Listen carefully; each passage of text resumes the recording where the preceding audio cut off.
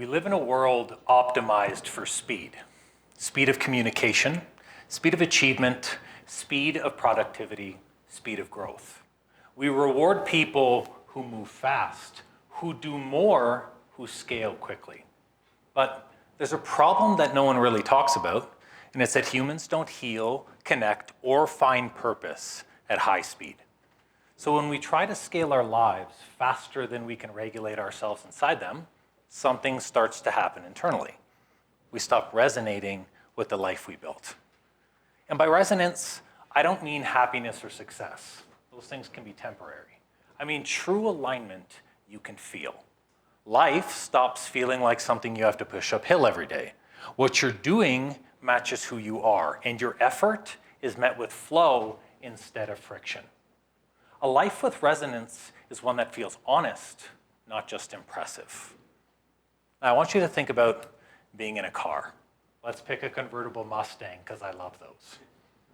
You're driving down the road, top down, of course. Wind through your hair. Okay, I'll let you guys imagine that. And all of a sudden, you find your radio lands right between two stations. The one station you could hear is now hard to hear as both signals are fighting for space. Nothing comes through clearly. There's just static and interference. Now, you wouldn't just sit there and continue to listen to that. It would ruin your drive.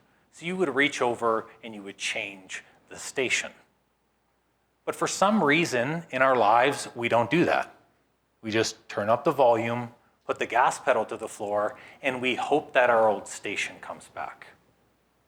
Now that noise, if left unchecked, shows up as a feeling that we are all too familiar with. The feeling of depression. Now, this isn't a rare experience. Today, nearly 1 in 5 adults will experience a bout of depression in their life. Globally, hundreds of millions of people, 486 million, says the World Health Organization, are actively suffering with a form of anxiety or depression right now. And when I first learned that, my reaction wasn't relief. It was confusion. Because the question isn't, why are so many people broken? The real question is, what kind of a world do we live in now that produces this much internal noise? So here's what I've come to believe. When we scale our lives quickly without resonance, we only amplify noise instead of meaning. Now that feeling of depression, it isn't random. You didn't fail at life, and you certainly didn't miss something that somebody else figured out. It's often just the signal that your life has scaled faster than your ability to stay aligned inside it. And I know that because I've lived it. It's hard to believe, but the gentleman in front of you is 34 years old, and my life has been a whirlwind of change. Licensed mechanic, turned tower crane operator on high-rise buildings, left it all to start a business with a truck and trailer, turned that to a physical location, and then I had to move that physical location online through COVID. Started a second business in supplements, and at the same time, my personal life was scaling too. Single to girlfriend, business partners, engaged, married, first house, and now I have a son who's 4 months old. All that in the span of just 10 years. Now, on the surface, it probably looks a lot like my life is gaining momentum. But on the inside, what I can tell you is it felt like a ton of pressure. Now, I'm not sure how or when this happened, but somewhere along that journey, I became obsessed with more. I wanted a bigger facility, a larger team. I wanted to make more of an impact, and that meant that I needed more income. And everywhere I looked around me, the answer I got was the same. Andrew, if you want more, speed up and do more. So I did. I took on every responsibility myself. I worked weekends. I worked until 11:30 p.m. at night every night. I pulled away from my friends. I said no to my partner. And it worked, just not in the way that I intended. It was December a few years ago, right before COVID. I was on a call with my then business mentor. He was sharing my numbers with a group of people, and I remember him saying to everyone, this is his highest month ever. All of you should be running your business just like this. And I watched as my screen flooded with messages. Dude, that's amazing. Holy crap, can we talk after the call? And watching these messages come in, it was the praise I was craving, the validation I was looking for, and the proof, well, it was in everything that I accomplished.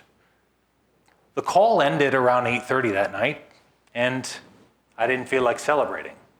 I just kept staring at the numbers. Close to $40,000 collected that month. Over 100 clients, a growing team, down payment on that first home. All my loans paid off free and clear. On paper, I had everything I said I ever wanted. But I didn't care, because all I could focus on were the things I hadn't counted. Like how many unread messages from my friends sat on my phone. How many family gatherings did I miss or skip? How many nights did my partner go to sleep alone while I took another call to work on my business? As I packed up to leave my facility that night, I caught my reflection in one of the studio mirrors. And for the first time in a long time, I actually looked. It was terrible. No smile, bloodshot eyes, hunched shoulders. I looked like a T-800 from the Terminator series. And I remember thinking to myself, this isn't me. I didn't build this business to chase numbers, and I certainly didn't do it to impress anybody. I just wanted to be happy. The drive home that night was quiet, too quiet, and my mind was loud. Thoughts kept rushing through my head. Andrew, this was supposed to be it. This was supposed to be your thing. So why do you feel more depressed than you ever have in your entire life? Then a thought infiltrated my mind, and it was one that really scared me. For the first time in a long time, I questioned if continuing forward made sense. Not because I wanted to die, but because I couldn't see a way to keep on living like this. Just as soon as that thought entered, my mind was met with faces. My wife, the way she smiled at me and held my hand when we walked together. My parents, my dad's ridiculous laugh, my mom's soft hugs. My friends, the ones who lost really great people to suicide already, the ones I sat beside at those very funerals. In that moment, I realized something. I didn't want my life to end. I just wanted the noise to stop. So I didn't turn the wheel, and I drove straight home. And I will be forever grateful that I did. After that day, I kept asking myself a question. And the question was, what's wrong with me? And I didn't just let that question slip away or dismiss it. I spent the better part of a year sitting with it, reading, reflecting, pulling apart everything I thought I knew about success, meaning, and emotion. I pored over thinkers like Jim Rohn and others like him who all talked about emotions and alignment in different ways, but they all led towards the same thing. And naturally, that question began to change. From what's wrong with me to what's this feeling trying to tell me? Jim Rohn used to say that emotions aren't enemies, they're messengers. They're meant to serve and guide us, not rule us. And when I finally understood what he meant by that, because I'm a little hard-headed, that's when it clicked. Depression wasn't the enemy. It was the signal. It was there trying to tell me something. I just had to be willing to listen. Are you willing to listen? Because I want you to do me a favor. I want you to take your right hand. I promise I won't swear you into anything. I want you to put it into your pocket, any pocket you choose. And I want you to pull out your compass. Oh, none of you brought it. Oh, okay. Don't worry, you didn't fail the test in this one. And I figured you wouldn't bring it. I don't mean the physical compass here or even the one that you have on your phone.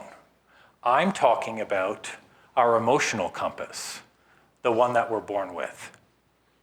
You see, emotions aren't flaws. They're built-in feedback, natural indicators that we have strayed too far from who we're meant to be.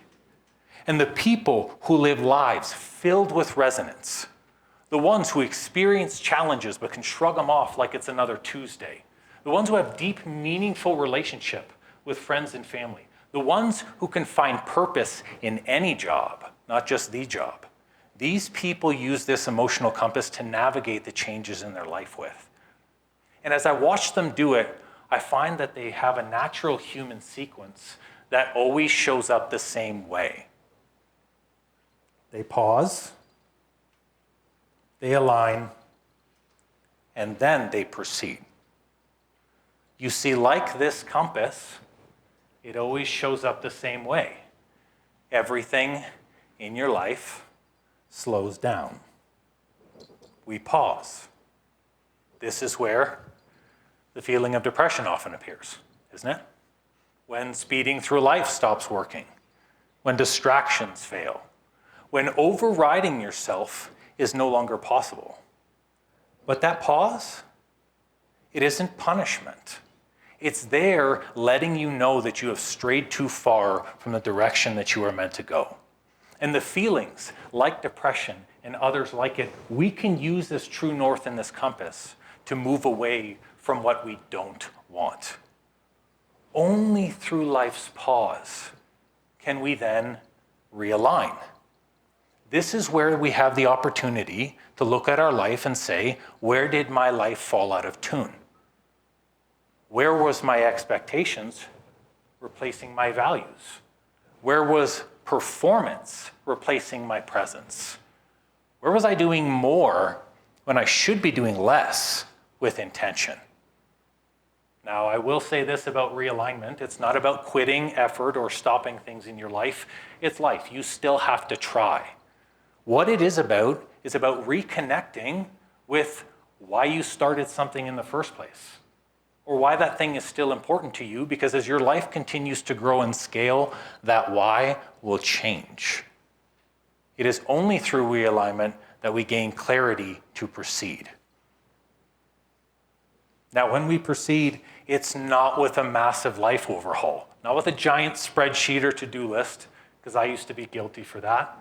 It's not with the next perfect move, because perfect doesn't exist. It's with the next honest move. This is one thing we can do today or even right now to put ourselves in a closer level of alignment with our life.